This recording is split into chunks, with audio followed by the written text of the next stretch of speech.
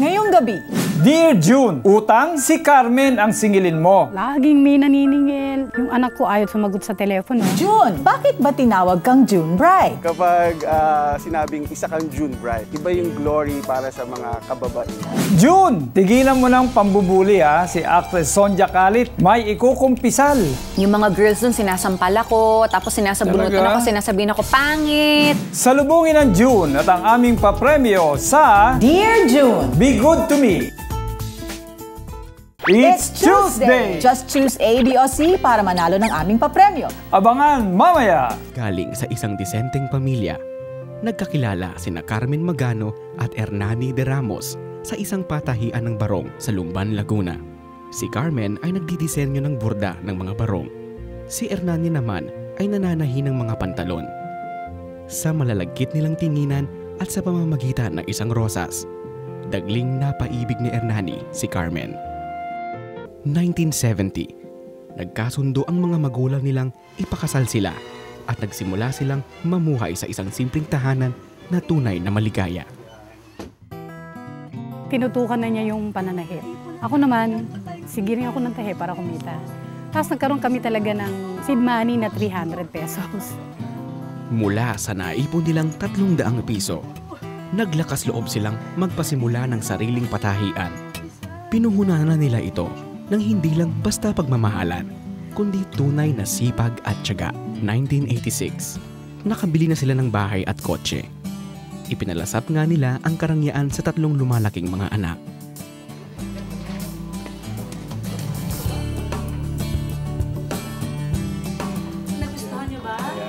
Kasabay noon ay tinanggap nila si Jesus bilang Panginoon at tagapagligtas.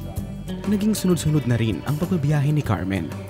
Nagturo at nag-demonstrate siya ng pagdidesign at pagtatahi ng barong sa iba't ibang bansa, lalo na sa Amerika. Subalit, sa kahit anong negosyo, dumarating ang panahong humihigpit ang labanan, lalo't may mga nagsusulputang bagong kakumpetensya. Uy, ano ba nangyayari sa'yo? Ayaw nila magbayad ng cash. Mapayag na yung mga kalaban natin na bayaran sila ng post-dated check for 3 months. Di pwede yun. Wala tayong magagawa, Carmen. Lumipat na nga sila eh. Yung 100 pesos na nakukuha nila sa atin o nakukuha na lamang nila ngayon ng 35 pesos. Hanggang sa natuklasan ko na, parang pati yata yung ano ko wala na din yung puhunan ko. Nalubog pa ako sa utang. Hindi sa Diyos, kundi sa pangungutang mahigpit na kumapit si Carmen.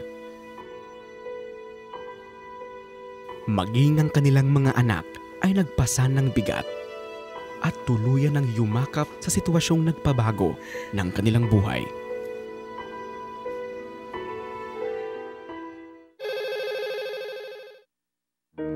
Ang dami na naming utang. So, laging may naniningil. Talagang nagtataguan na. Taguan na yung anak ko ayaw sumagot sa telepono. Hello? Hindi lang po. Ako din sabi, wag mo sabihin na nandito kami. Hello? Wala po sila eh. Pinanindigan na ni Carmen at Hernani na pagtaguan ang lahat ng pinagkakautangan nila. Umaga-umaga pa, madaling araw, punta kami ng Maynila. Ilang sini ang tinatapos namin para lang wag kami makita sa bahay, para lang walang maningil sa amin. Siyempre, araw na linggo sasamba ka. Pupunta sila doon maniningil. Ano ba, kailan ba ikaw magbabayad? Andun pati yung aming mga furniture, mga appliances, kinuha yung mga as payment. As nagiginulong ako, Panginoon, tinan naman niya, meron bang Kristiyanong ganito? Diyos ko, paano po ito? Hanggang sa di na nakayanan ni Carmen ang hirap. Itiwan mo ako!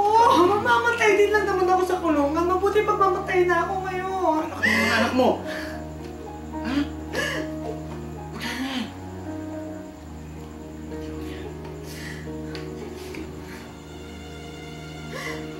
Ngayong gabi, Lord, pwede ba huwag na kami magising?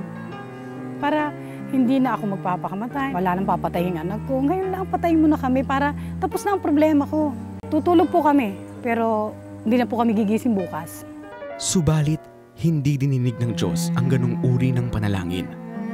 Nagising pa rin sila. Pagkalipas ng ilang araw, hinila na rin ng pinagkakautangan nila ang kanilang sasakyan.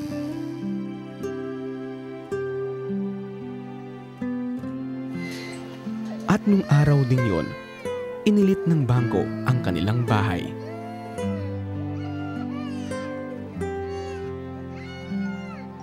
At napilitan silang lumipat sa kubong katabi ng kulungan ng baboy.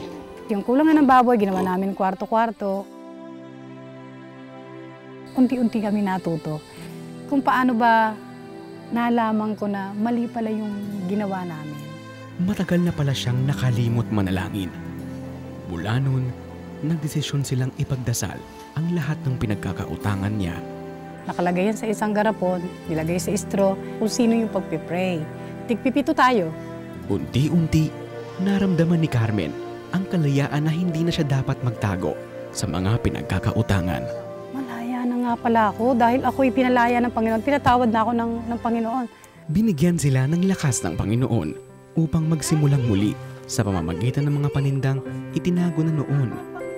Doon, unti-unti nilang binayaran ang kanilang mga utang.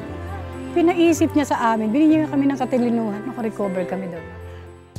Hindi nga lamang basta ibinalik ng Panginoon ang lahat ng nawala sa buong pamilya ni na Carmen at Hernani.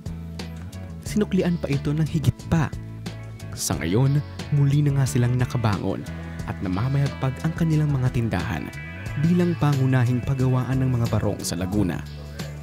Nakabalik na rin sila nang may pagmamalaking kalidad sa export industry tulad ng mga nakaraang panahon.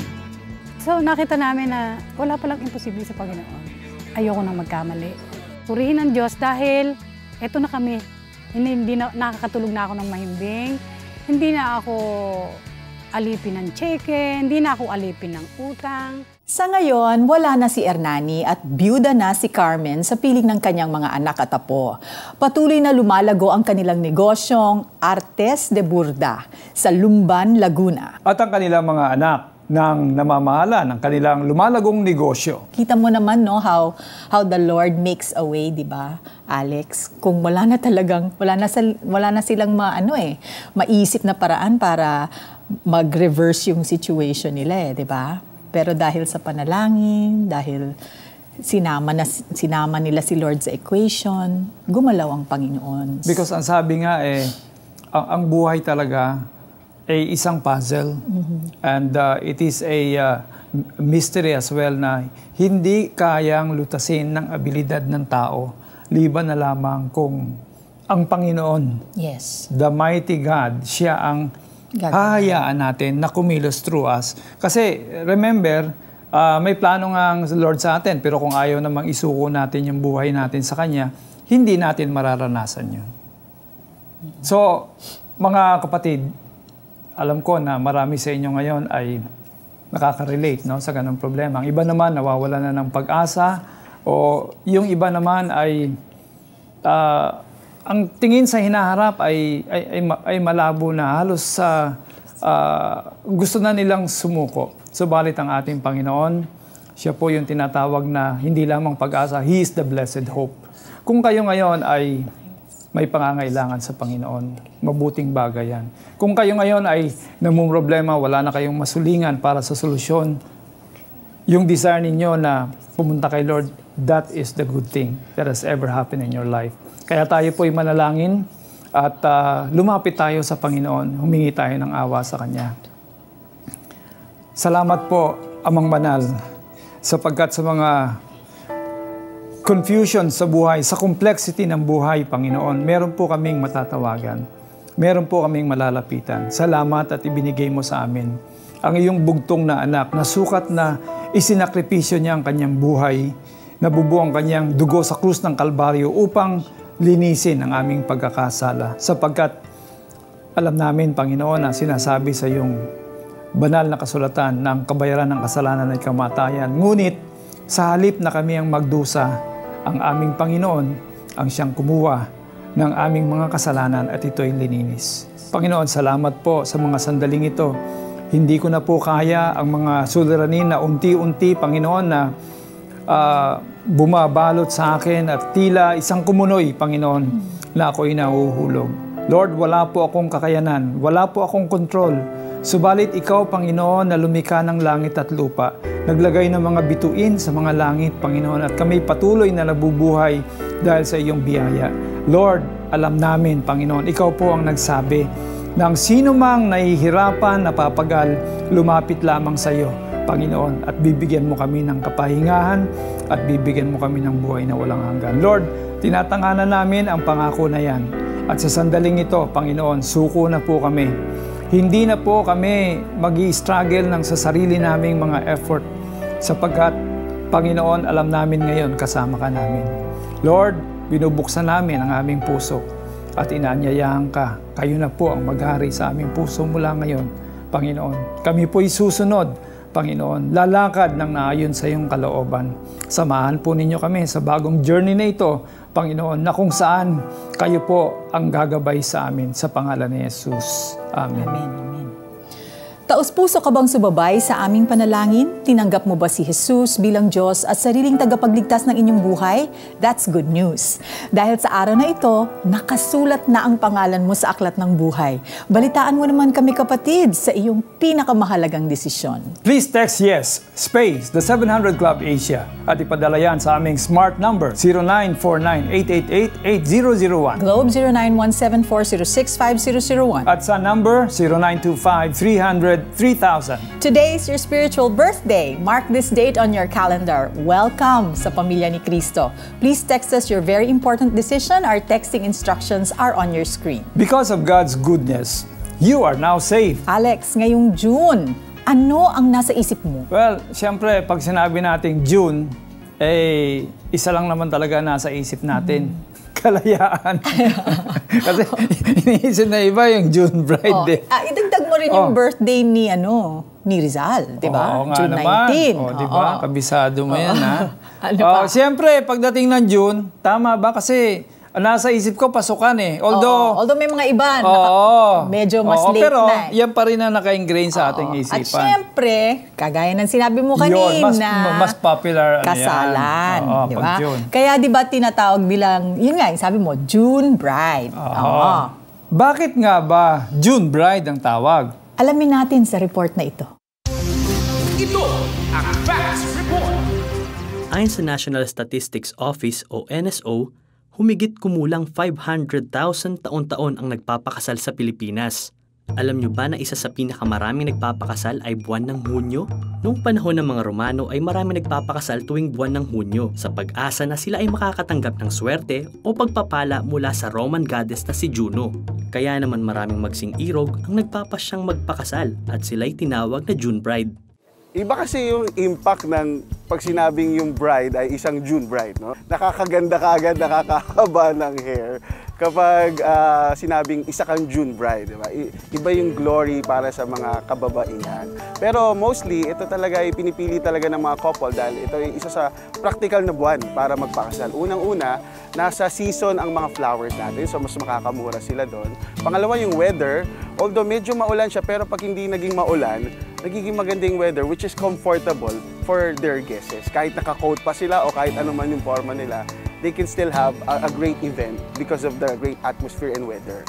Napakagandang buwan ng June para sa aming mga wedding coordinator kasi ito yung masasabi naming malakas naming buwan kasi napakadami nagpapakasal. Usually kapag mga normal na month, hindi June or December, nagre-range kami sa mga around 5 to 7 events per month. Pero pag June, usually pumapalo tayo ng up to 15 events na mostly weddings.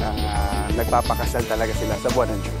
Meron naman tayong ma-offer sa mga namumroblema sa kanilang budget. Yun nga yung ating mga affordable wedding packages by Awesome Events. We start with the wedding package called Faith Package. Ito po ay pinakamababa namin package at sobrang budgeted po talaga para sa mga namumroblema. Meron din kaming Hope Package, Love Package, at syempre yung aming po mga premium packages. Ito naman po ay para dun sa mga couple na may konting budget na may dadagdag para mas maganda yung kanilang wedding.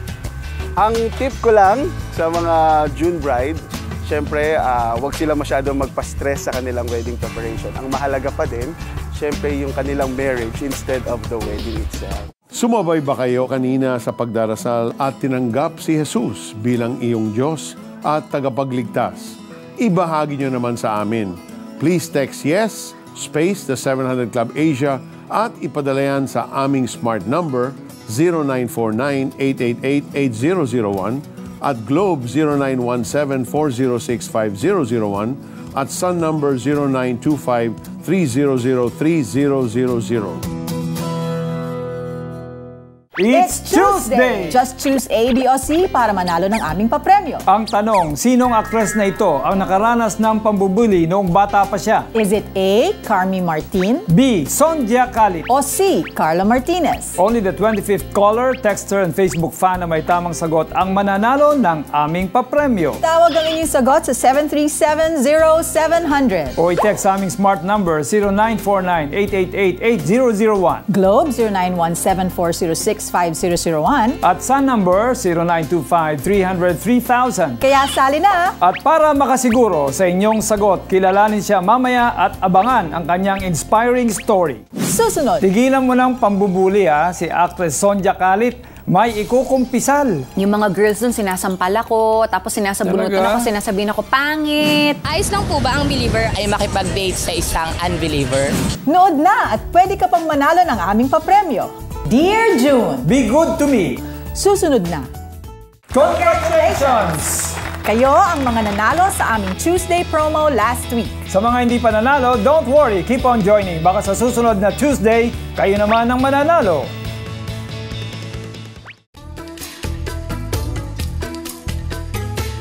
Welcome back to the 700 Club Asia. Kasama ko ngayon ang magaling na actress at commercial model na si Sonja Khalid. Kumusta Hello! Ka? Good evening po sa inyong lahat. It's great to be back dito sa 700 Club Asia. Congratulations pala doon sa program mo. Talagang ang taas ng rating doon sa episode ninyo nung nakaraan pa. Thank you. Thank you po sa lahat ng mga nanood at syempre all glory to God. Sonja, I heard naka-experience ka daw ng pambubuli noong bata ka pa. Parang wala naman sa itsura mo. Opo. Paano nagsimula yun? Grade 2 ako, alam ko nung nag-start, may popular ako na classmate. Tapos nag-i-invite siya sa birthday party niya. Yung mga pupunta, isa-isang klase ko binibigyan niya ng invitation. Sabi po, wag mo kalimutan pumunta sa birthday ko, ito invitation. Tapos napansin ko, hindi niya ako binibigyan ng invitation. Sabi ko, ako available ako sa Saturday, yung invitation ko hindi mo pa nabibigay. Sabi niya sa akin, bakit? Sino nagsabing invited ka? Gumagano siya sa akin. Nagsimula doon, Pastor Alex. Tapos, sa school service, yung mga schoolmates ko din, isa ba sa school bus, yung mga girls dun, sinasampal ako, tapos sinasabunutan ako, sinasabihin ako, pangit, maitim, gorilla. Pero wala ka namang ginagawa sa kanila, nothing offensive. Wala talaga. Tapos, tahimik lang kasi ako na bata Tapos pati yung yung driver nga ng school service, siguro hindi na na-realize yung pang-aasarin na nakaka-affect sa bata. Kasi yung mga ate ko, honor student. So ikaw, top 10, tapsilog ka na naman, bobo, mga ganyan. Yung joke sa kanila, pero masakit sa'yo. Masakit yun At saka yung ibang bata, hindi ko alam paano nagkaroon ng idea din yung mga bata na yun manampal, tapos manabunot ng kapwa nila bata and say really mean things. So base sa karanasan mo, ano yung mga ginawa mo? Meron ka bang mga pinagsabihan para at least mawala yung bigat sa dibdib mo? Well, share ko siya, I think sa yaya ko nung bata ako, tapos eventually sa parents ko.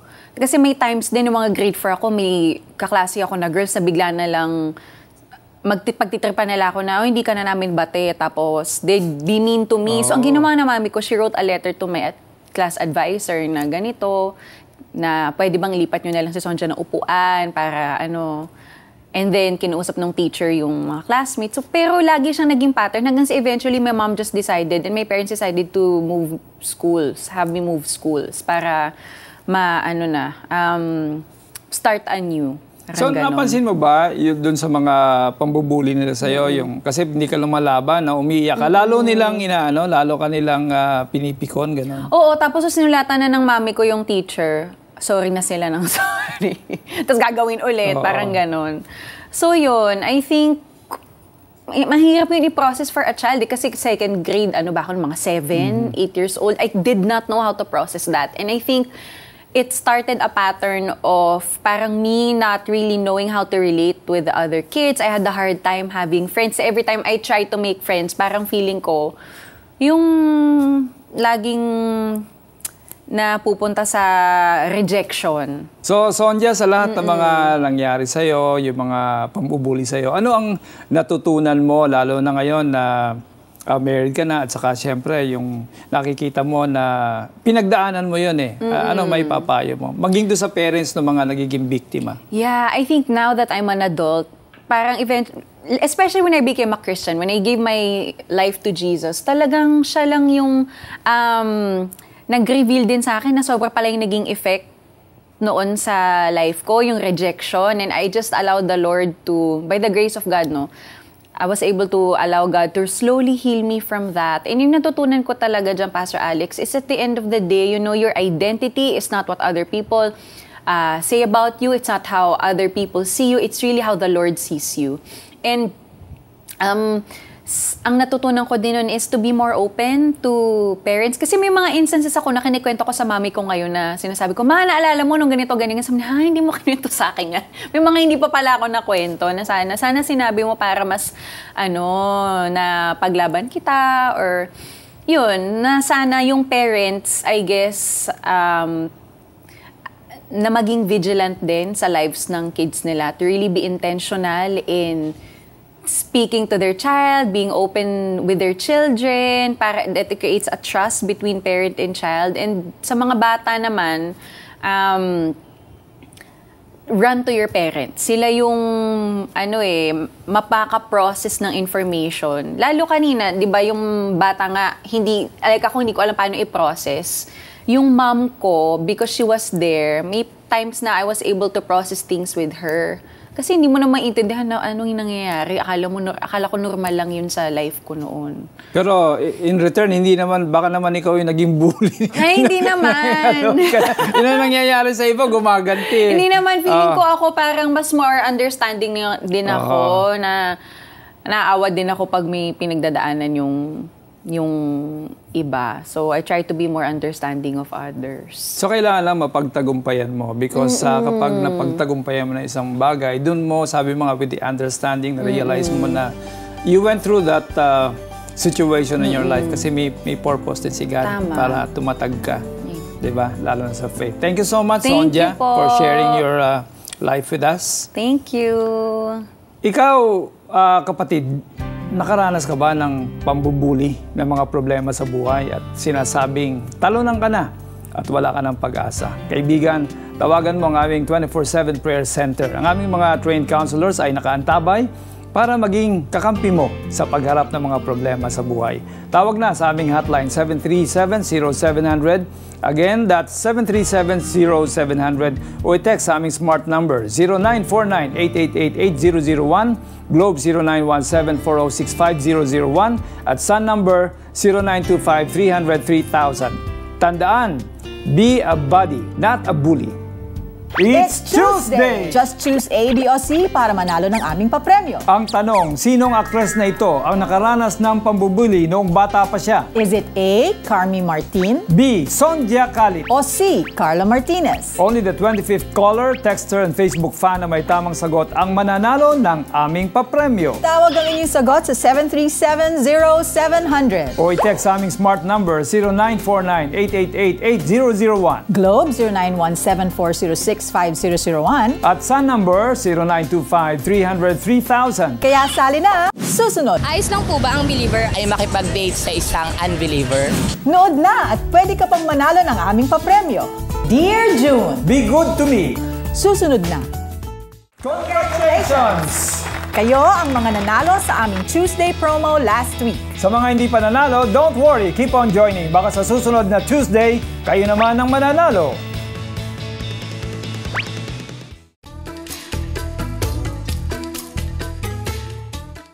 Ang tanong! Ayos lang po ba ang believer ay makipag-date sa isang unbeliever? Ang sabi ng Bible! Doon sa Israel, pagka nagpa-farm sila, ang gamit nila 2 baka na dapat ang size ay pantay. na pagka binatak niya yung araro, yung quality ng pagpa-plow, maayos. Dahil kung yung isa maliit, o kaya ay payat, pag binatak yung pag binalik tanawan mo yung iyong inararo, tabi-tabi ulitin mo lang uli. Hindi magaganda yung quality. Kasi yung reality is, pagka halimbawang mag-aasawa ang dalawang tao, beyond yung kanyang infatuation or yung emotional high, yung realities ng buhay. Maraming bagay ang pinagkakatalunan ng mag-asawa. Ang pananampalataya ay isang major issue sa buhay ng tao. Nasa iba't ibang bahagi ng mundo, may mga taong handang mamatay at pumatay dahil sa pananampalataya. Ilagay mo yan sa loob ng tahanan. Magkaiba kayo ng pananampalataya. Magkakaroon kayo ng pagtatalo. Things na kung tawagin natin, hindi mo basta-basta ikokompromiso because most of the time, faith involves conviction. Pag may anak na kayo, kanino nyo ano ituturo mo? Yun dito sa isa, ang tingin dito sa kabila ay kontra at magkakaroon ng pagtutunggali. Very practical din yung purpose ng Panginoon kung ba't binibigyan tayo ng ganong klase ng pananaw. Dahil pinipreserve niya yung kalagayan ng mag-asawa from further problems. No? At the same time, yun ay maganda rin in order to help one another sa loob ng marriage to grow in the faith. Ngayong June, sinasalubong ka man ng utang, o pilit ka mang niyuyugyog ng mga problema. Magpakatatag ka, huwag kang susuko. Tumawag ka sa Panginoon, siya ang ating lakas at kanlungan. In Psalms 9 verses 9 and 10, it says, "The Lord is a refuge for the oppressed, a stronghold in times of trouble. Those who know your name trust in you, for you, Lord, have never forsaken those who seek you." At sa ating wika, si Yahweh ang takbuhan ng mga pinahihirapan, matibay na kanlungan sa oras ng kaguluhan. Nananalig sa iyo, Yahweh ang kumikilala sa iyong pangalan dahil wala pang lumapit sa iyo na iyong tinanggihan. Ang ganda talaga ng Tagalog. Dear June, be good to me because God is good all the time. And all the time, God is good. At dito nagtatapos ang ating maikling kwentuhan. Stories of hope, faith, and love. Mga kwento ng pagbabago para sa pagbabago. Ako po si Felici Pangilinan Buizon. Ako naman po si Alex Tinsay na nagsasabing si Kristo ang simula ng tunay na pagbabago. Mahigit isang linggo nang lumusob ang grupong Maute at sumiklab ang giyera sa Marawi. Ito na ngayon ang syudad. Tahimik, walang tao at abandonado ang mga bahay. Sa datos ng Crisis Management Committee ng lalawigan ng Lanao del Sur, mahigit 140,000 na ang mga individual na lumikas o ang mga tinatawag na internally displaced persons. Isa ang 12 taong gulang na si Jamael sa mga nasa Marawi nang maganap ang bakbakan. Subalit nahiwalay siya sa kanyang mga magulang nang magsimulang lumikas ang mga residente. Sa ngayon ay hindi pa rin niya nahanap ang kanyang mga magulang. Umiyabi ko, ako nga saya. Karasara sayaw saya, I love you. Bagamat nabawi na ng pamahalaan ang 90% ng Marawi mula sa grupong Maute, ipinagbabawal pa rin ng lokal na pamahalaan ang pagbalik ng mga residente sa kanilang mga bahay. The situation right now is still volatile. Still volatile. So although there are safe zones that are already declared by our armed forces of the Philippines, still it is not conducive to habitation. Patuloy ang ginagawang opensiba ng militar laban sa teroristang grupong Maute dito sa Marawi. Sa katunayan, dito sa aking kinatatayuan ay dinig ang palitan ng putok at ang bombang ibinabagsak ng isinasagawang airstrike ng militar. Gayunpaman, isang malaking hamon ngayon sa militar ang paggamit ng mga terorista ng mga kababaihan at mga bata bilang human shield. Ayon sa Crisis Management Committee, aabot sa 2,000 mga individual ang natrap sa mga barangay na sentro ngayon ng putukan. The battlefield is very fluid, very dynamic. Okay? So our action is to be more proactive, be more ascertain to that activities of the enemy. Sa bawat bakbakan, higit pa sa mga nasirang ari-arian, ay mga sibilyan ang matinding naaapektuhan. Ang normal na pamumuhay ay napalitan ng takot at pangamba. Hiling ng mga taga-Marawi, sana ay mawakasan na ang nangyayaring kaguluhan.